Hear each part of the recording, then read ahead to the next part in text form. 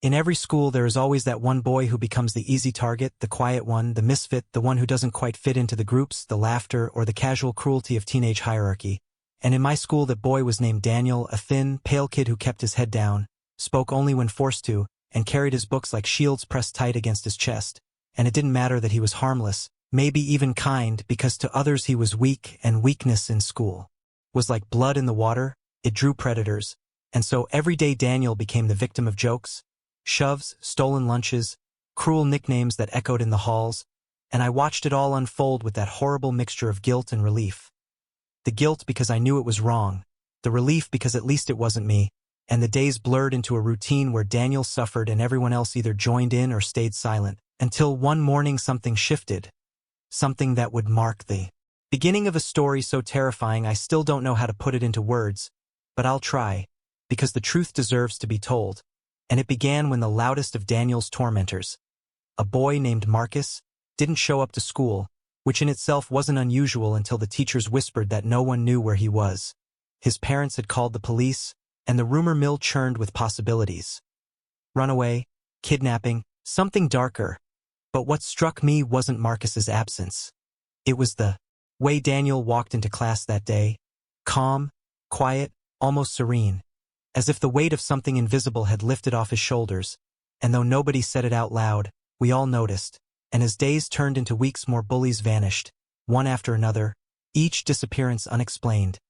Each family left desperate for answers that never came, and with every name scratched off the attendance sheet, Daniel remained, sitting in his usual seat, never smiling, never gloating, but radiating a silence that grew heavier with each passing day, and soon the school was drowning in fear, because it wasn't just coincidence anymore. It couldn't be, the pattern was too clear. Hurt Daniel, vanish, and though no one dared accuse him, no one dared touch him either, because something about his steady presence was worse than open threat. It was inevitability, and while the police swarmed the town and investigators combed through security footage, they never found a trace of the missing boys.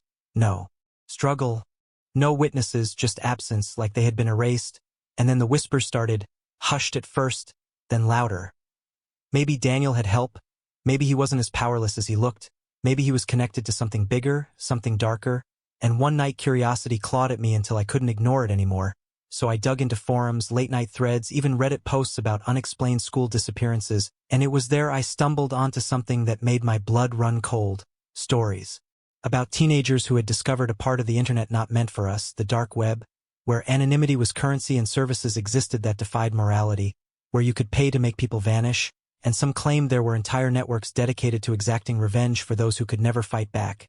And as I read those threads, I thought of Daniel, always online during lunch breaks, always carrying a USB drive, always scribbling things in his notebook that weren't homework, and the horrible possibility that his silence wasn't just survival, it was connection. Because maybe somewhere in the shadows of the dark web he had found power that answered cruelty with disappearance. And while it sounded insane, the timing was undeniable, and the more I thought about it, the more the unease in my chest grew, until one evening after school I stayed behind, hiding near the library where Daniel always went, and through the crack of the door I saw him hunched over a computer, his face lit by that cold, unnatural glow, fingers flying across keys, and on the screen I caught glimpses of black interfaces, strange chat rooms filled with usernames like ghosts, lines of encrypted code, and words that chilled me. Target confirmed. Transfer complete. And when he looked up suddenly, eyes scanning the room as if sensing me, I pulled back, heart hammering, and ran before he could see me. And from that night on I knew the truth, or at least part of it, that the bullied boy was no longer powerless, that somehow, somewhere, he had found a way to turn the cruelty of others into a death sentence, or worse, something even less explainable, because the bullies weren't just dead, they were gone, erased, as if swallowed by the same abyss Daniel had tapped into, and though I never spoke of what I saw, I noticed the change in everyone else too. The way the laughter died in the hallways, the way silence filled the air when Daniel walked by, not out of pity anymore, but out of fear, and he kept coming to school, day after day, sitting in the same chair, doing his homework, handing in assignments, while the empty desks around him multiplied, until the classroom itself felt like a graveyard of vanished boys. And in the end I learned something I wish I never had, that monsters don't always roar or bare their teeth.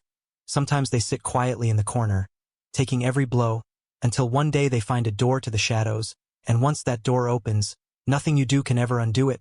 And though Daniel still walks those halls, the truth is none of us really see him anymore, because we're all too busy wondering if we'll be next, if a careless word, a cruel laugh, a shove in the hallway is enough to make us disappear too. And that's the curse of knowing, the curse of surviving the story I just told you. The story that feels too dark for daylight, but too real to be ignored. And I swear this isn't something I made up, because I read threads about it online, posts buried deep in Reddit where people talked about schools like mine, boys like Daniel, and shadows like the one that swallows bullies whole. And if you think this is just another horror story, I dare you to laugh, because maybe that's all it takes for someone like you to vanish next.